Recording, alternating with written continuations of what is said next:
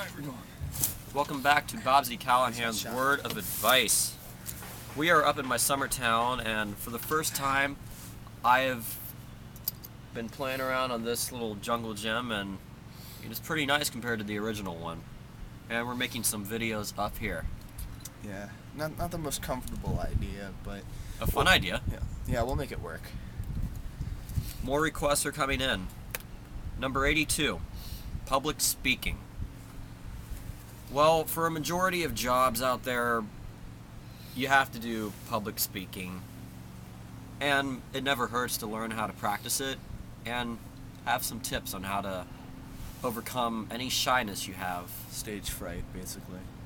The deer in the headlights look. Yeah. Well, hold on. Most people would say, imagine everybody in their underwear. But honestly, that never works. It just makes you laugh. And freak out a little bit more because you're not supposed to laugh most of the time. So, I really don't have much to say on this topic except just try your best. I have more tips. For any of you who go to my high school, you might know Mr. Murray, and he has always inspired me to be myself. And I'm a senior now as I filmed this, and I've been taking a public speaking class. I do it Mr. Murray style. I'm funny, energetic, serious, and when I look at everybody, I just think of them as my friends, and I think to myself, I don't care, I can do this, it's easy. If they don't like my opinion, that's too bad. But I don't say anything offensive, of course. I picture them as my friends in a different setting. Like, I'm at a youth group, and it's easier for me to be myself at a youth group than school. I think that goes for a lot of people. Yeah. And I picture myself in a room at a youth group, and I'm talking to them about a certain subject. Or I think of them as my family, and they're listening to me. This doesn't just go as public speaking. It could be any sort of like performance arts, like with music, comedy, drama, stage, or like debate team or something. Yeah. But you have to have a loud voice, and Bobb-z was telling me lately that he does have, indeed, a very loud voice.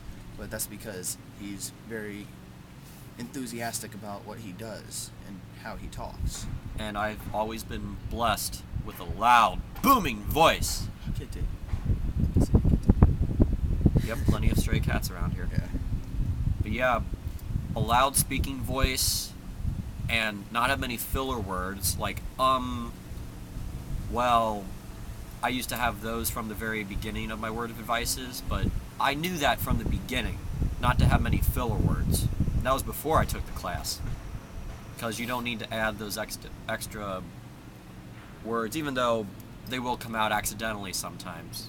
Yeah, like sometimes when you're just trying to find what you're trying to say, you basically do that just to stall and get a little more time to think. Don't think that you're a bad public speaker if you use filler words, because there have been professionals, presidents, other public speakers who have used them. Yeah. And you want to have good eye contact with them. Don't be afraid to look straight into somebody's eyes, but not stare at them, of course, because that makes it awkward. I had a test of that in my creative writing class. We had a poetry project. And one of the options for the project was to memorize a poem and present it at the beginning of the presentation. And I did that with a poem by the drummer of the Moody Blues. It's called Late Lament. And that was probably the first time that I ever actually stood up there and spoke with a strong voice and made eye contact with the audience, which was about 20-something kids. But that's basically telling me that maybe I do have a future in something more than just sitting in an office and being quiet all the time. Like, I can be pretty quiet, but other times I can be outspoken. Yeah, having a loud, booming voice does help. And even if he was to end up in an office, he would need that public speaking part in his life, because in an office you would be doing that too. Yeah. Or think of the singers. They gotta have a booming voice when they sing. They definitely do. and it's just the same thing, but it's public singing. Yeah.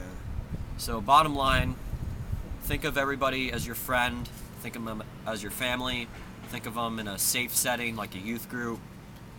Have confidence in what you're singing or speaking to your audience. Do it Mr. Murray style. Be funny, energetic, enthusiastic, and add some seriousness in there too. This is all we have to say about public speaking. Hope this helps. Come back for another word of advice.